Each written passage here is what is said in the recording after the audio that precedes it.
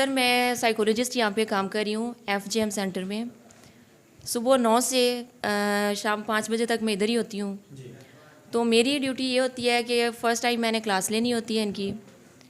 Class हमारी होती है 2-2.5 घंटे। आज कितनी बारी नशा मिले थे? इधर नहीं मिला, इधर मेडिसिन मिलती है, खाना मिलता है, हमारी खिदमत होती है, देखभाल होती है। एडिक्शन पेशेंट्स की वो इस्तेमाल करती है रेगुलरली, लेकिन अभी जो ट्रेंडिंग है जो कि यूथ में और स्टूडेंट्स में जो पॉपुलर हुई हुई है वो आइस है, जिसका केमिकल नेम मेथाम्फेटामीन है। और मोटिवेट किया जाता है, क्लास में बिल्कुल फ्रेश होते हैं। उसके बाद लास्ट में ये होता है कि 20 से 25 मिनट्स की ना इनसे एक्सरसाइज करवाई जाती है। अब तक ये रिकवर कर चुका है। अच्छा अहमद भाई, आपका नाम अहमद ही है ना? हाँ जी, हाँ जी, अच्छा अहमद भाई, ਤੁਸੀਂ ਟੀਕੇ ਲਗਾਉਂਦੇ ਸੀ ਜਿਹਨੂੰ ਆਪਾਂ ਪੰਜਾਬੀ ਸਾਦਾ ਜ਼ਬਾਨ 'ਚ ਗੱਲ ਕਰਦੇ हाँ जी, ठीक है। ਤੇ ਤੁਹਾਨੂੰ ਇੱਥੇ ਆਏ ਨੂੰ ਕਿੰਨੇ ਦਿਨ ਹੋ ਗਏ ਨੇ? 6-7 दिन हो गया जी। 6-7 ਦਿਨਾਂ ਟੀਕਾ ਕੋਈ ਨਹੀਂ ਲਾਇਆ? नहीं सर। ਸਕੂਨ है? हाँ जी, सुकून है। बिस्मिल्लाहिर्रहमानिर्रहीम, बिस्मिल्लाहिर्रहमानिर्रहीम। नाज़रीन आप देख रहे हैं वॉइस ऑफ पंजाब और मैं हूं शफीक भट्टी। नाज़रीन आज का हमारा जो प्रोग्राम है वो एक डिफरेंट पैटर्न पर है। आपने मुझे ज़्यादातर जो है वो सियासी शख्सियात के साथ इंटरव्यू करते हुए देखा, सियासत के जो हॉट इश्यूज़ होते हैं उनको डिस्कस करते हुए देखा, लेकिन आज का जो प्रोग्राम है वो इस पैटर्न से बिल्कुल मुख्तलिफ है। हमें पता चला कि साहिवाल के अंदर जो है वो एक इदारा गुज़िश्ता 3 साल से काम कर रहा है और वो जो है वो मनशियात के आदी अफराद जो हैं उनको माशरे का कारआमद शहरी बनाने के लिए वो इदारा काम कर रहा है। और मैं आपको बताता चलूँ कि इस हवाले से जो फैक्ट एंड फिगर्स हैं नाज़रीन वो बहुत अलार्मिंग है। पाकिस्तान की जो मेल की टोटल पॉपुलेशन है उसके तकरीबन 10% और जो फ़ीमेल आबादी है उसके 3% अफराद जो हैं वो एडिक्शन का शिकार हैं। तो ये जो रेशो है ये बढ़ती जा रही है। लम्हा फ़िक्रिया ये है क्योंकि गवर्नमेंट लेवल के ऊपर जो है वो इसके ऊपर किसी तरह की कोई प्लानिंग नहीं है। लॉ इन्फोर्समेंट एजेंसीज जो हैं वो अपना काम नहीं कर रही हैं, ख़ानदान अपना रोल प्ले नहीं कर रहा है।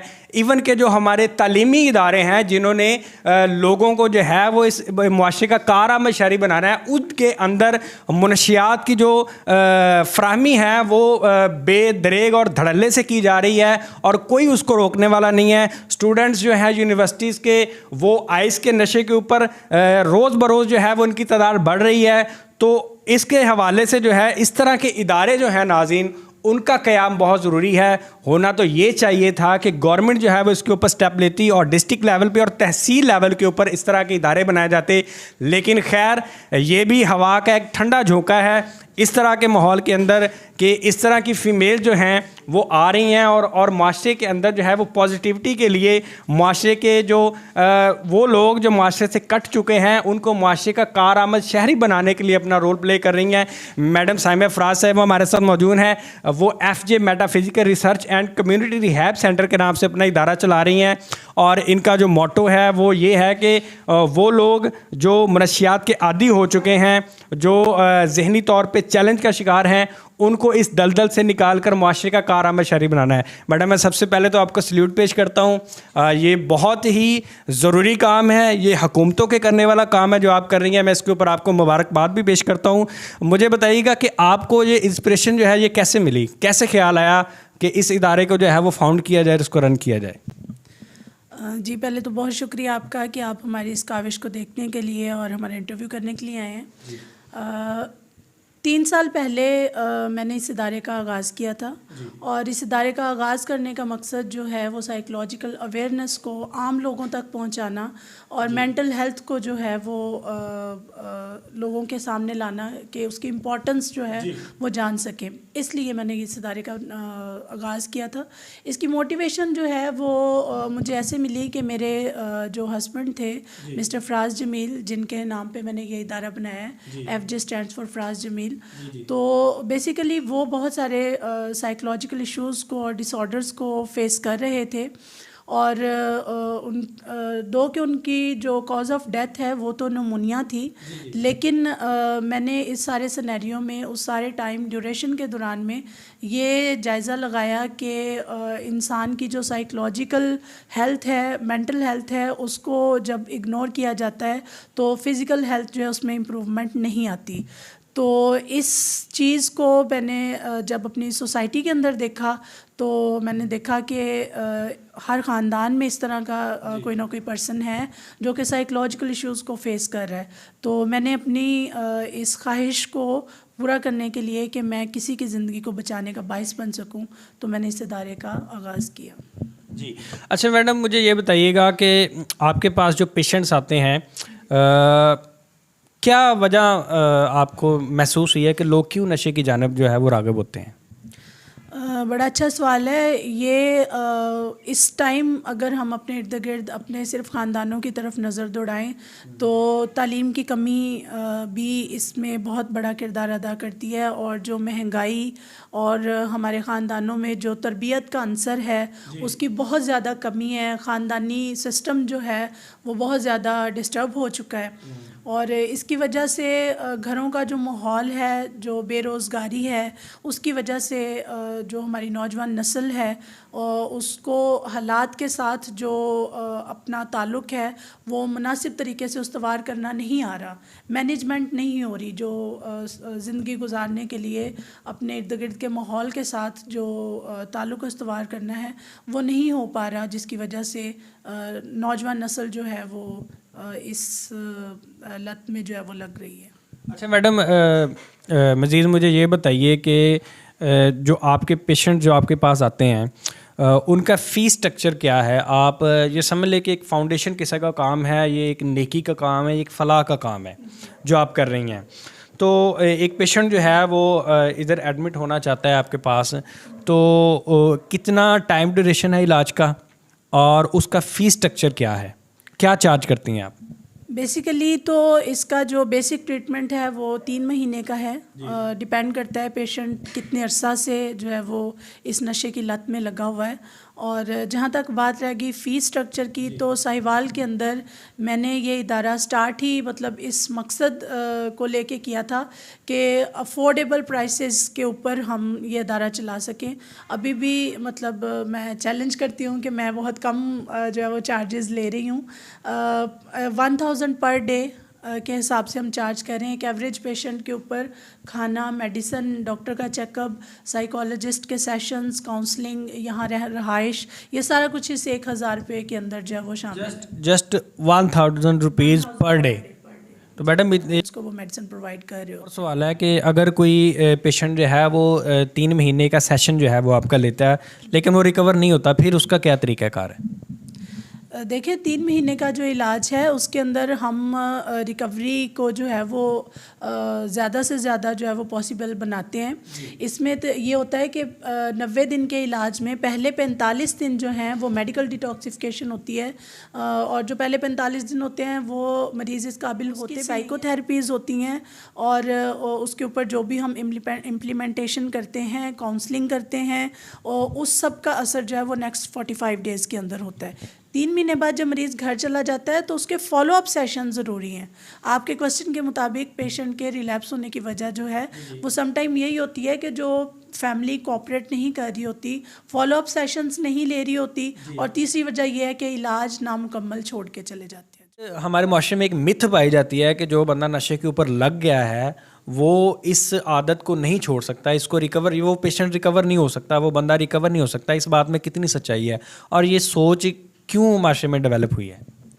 जी, इसमें कोई सच्चाई नहीं है, लेकिन ये सोच बन चुकी है हमारे माशरे के अंदर, स्पेशली पाकिस्तान के अंदर, कि ये ठीक नहीं होते। असल में ऐसा इसका हकीकत से कोई ताल्लुक़ नहीं है।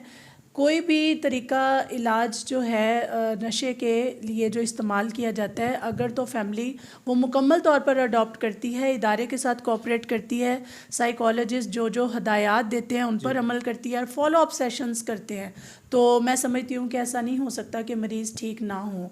हाँ, फैमिली को कोऑपरेट करना चाहिए, मरीज़ का माहौल, मरीज़ की सोसाइटी चेंज करने के लिए और मुकम्मल इलाज के ऊपर। अगर ये तीनों चीज़ों के ऊपर फैमिली कोऑपरेट करती है, कंसंट्रेट करती है, तो मैं नहीं समझती कि कोई मरीज़ ठीक नहीं हो सकता। ये फिर अगर ये सारा कुछ हो जाए, इन चीज़ों के ऊपर अमल किया जाए, तो 100% चांसेस हैं कि एक बंदा नशे को मुकम्मल तौर पे छोड़ सकता है और वो दोबारा नहीं लगेगा। दोबारा नहीं लगेगा।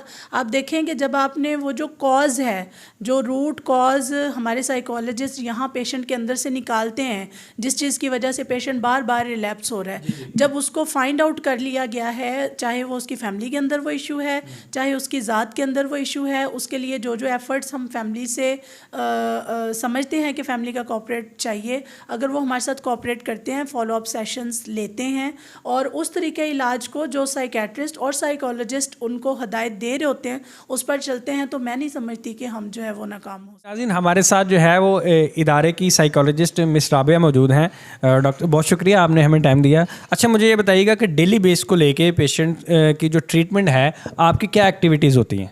अस्सलाम वालेकुम, बहुत शुक्रिया आपका कि आपने हमें टाइम दिया। तो सर, मैं साइकोलॉजिस्ट यहाँ पे काम कर रही हूँ FGM सेंटर में। सुबह 9 से शाम 5 बजे तक मैं इधर ही होती हूँ। तो मेरी ड्यूटी ये होती है कि फ़र्स्ट टाइम मैंने क्लास लेनी होती है इनकी।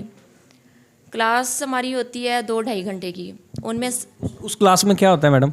सर, उस क्लास में सबसे पहले नेशनल एंथम होता है, उसके बाद आप कौमी जज्बा जो है इनके अंदर भरती हैं, पॉजिटिव वाइब्स सारी। जी, उसके बाद तिलावत कुरान पाक, उसके बाद जी दुआ खैर होती है, वो मैं खुद करवाती हूँ, और उसके बाद जी इनकी अटेंडेंस होती है रेगुलर।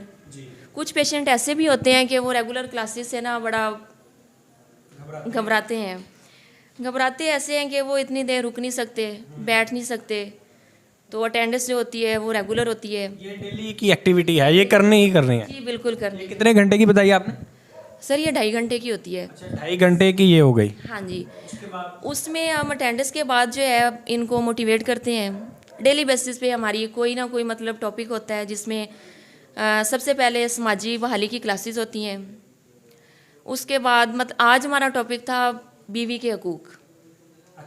हाँ जी। कुछ पेशेंट ऐसे भी मैंने देखे हैं कि उनको ना बीवी के हकूक़ और फ़राइज़ का नहीं पता। ठीक है। उसके बाद कुछ पेशेंट ऐसे होते हैं जो कि उनको ख़ानदानी इश्यूज़ होते हैं, फैमिली इश्यूज़ होते हैं, अपने पेरेंट्स की तरफ से किसी को कोई इशू हो गया। यानी कि जो मुख्तलिफ इश्यूज जो भी एक बंदे को हो सकते हैं, उन सबको आप डिस्कस करती हैं इस 2.5 घंटे के अंदर? जी, 2.5 घंटे के अंदर। कोई भी किस कैटेगरी का भी पेशेंट है उसकी काउंसलिंग हो जाए? हाँ जी, उनकी काउंसलिंग हो जाए और इनको मोटिवेट किया जाता है। क्लास में बिल्कुल फ्रेश होते हैं। उसके बाद लास्ट में ये होता है कि 20 से 25 मिनट्स की ना इनसे एक्सरसाइज करवाई जाती है। फिजिकल एक्सरसाइज या मेंटल एक्सरसाइज? फिजिकल भी और मेंटल भी, दोनों तरह से करवाई जाती है। उसके बाद जी इनको कलमे वगैरह सिखाए जाते हैं। सबसे पहले हमारा मज़हब जो है वो हमें यही इजाज़त देता है कि आपको दीन इस्लाम का पता होना चाहिए। लोग नशे पे लग जाते हैं, उनको नशे का पता नहीं है कि ये क्या चीज़ है, क्योंकि मज़हब की जो इन्फॉर्मेशन है वो हर बंदे में होनी चाहिए। किसी भी मज़हब में ये नशा जो है ये जायज़ नहीं है, यह नाजायज़ है, ठीक है, और हराम है। बिल्कुल ऐसे ही है। अच्छा, फिर ये 2.5 घंटे की तो ये क्लास हो गई, फिर उसके बाद की एक्टिविटी होती है? उसके बाद इनके डेली बेसिस पे सेशन होते हैं। फर्स्ट 45 डेज़ जो होते हैं ना वो मेडिकल डिटॉक्सिफिकेशन के होते हैं। आपको ज़रा आम फहम अल्फाज में बताइएगा, मेडिकल डिटॉक्सिफिकेशन ये होती क्या है? सर, उसमें मेडिसिन इनको दी जाती है फर्स्ट 45 डेज़ जो होते हैं, 45 दिन। उसमें इनको दवाई खिलाई जाती है, मेडिसिन खिलाई जाती है? जी, मेडिसिन खिलाई जाती है। जो नेक्स्ट 45 डेज़ होते हैं वो हमारे साइकोलॉजिस्ट के होते हैं। मैं एज आ साइकोलॉजिस्ट यहाँ पे काम कर रही हूँ। पेशेंट है, उनकी हिस्ट्री ली जाती है। अब देखिए, कोई बंदा है, कोई भी है, फॉर एग्ज़ाम्पल कोई भी पेशेंट लग जाता है नशे पे, अब उसके पीछे कोई ना कोई वजह है। वो वजह तलाश करना जो होती है वो इंतहाई ज़रूरी होती है। मसला है, उसका हल तो हमने निकालना है। मसले का हल ये तो नहीं है कि आप नशे पे लग जाएं, अपने आप को अजियत में डालें। वो कुछ टाइम का सुकून होता है, वो आपको मिल रहा होता है, लेकिन बाद में वो बेचैनी होती है। वो आपकी ज़िंदगी जो होती है वो ख़राबी की तरफ जा रही होती है। वो अपने हाथों से आप लोग तबाह कर रहे होते हैं। मेरे ख्याल के मुताबिक यही है, जो मेरा एक्सपीरियंस है उसमें मैंने ये नोट किया है कि पेशेंट के घर वाले जो हैं वो उनको इतना टॉर्चर कर रहे होते हैं, उनको इतना ख़राब कर रहे होते हैं कि ज़हनी तौर पे ये नशा इस्तेमाल कर करके पहले मफलूज होते हैं, ऊपर से घर में इनको बांध दिया जाता है, रूम में उनको लॉक कर दिया जाता है, 3 टाइम खाना उनको दिया जाता है। वो ज़हनी तौर पे तो पहले अपसेट हैं, ऊपर से हम उस पर जुल्म कर रहे हैं। तो ऐसे पेशेंट की ज़हनी हालत भी तो ख़राब है और ऊपर से उसकी फ़िज़िकली भी हालत हम ख़राब कर। कौन से ऐसे इकदाम अगर किए जाएं तो जो एडिक्शन है इसकी रोकथाम के लिए वो मुफीद हो सकते हैं? मेरी गवर्नमेंट से भी यही अपील है कि जितना भी ये नशा वगैरह इस्तेमाल हो रहा है, ये इजीली एक्सेस में है हर किसी। बिल्कुल। हमारे पास 14 ईयर के बच्चे आए हैं, 16 ईयर के आए हैं, टीनेजर आ रहे हैं आपके पास? टीनेजर्स आ रहे हैं। कोई एक आधा पेशेंट नहीं है, हर सेशन में 2-3 ऐसे ही आते हैं।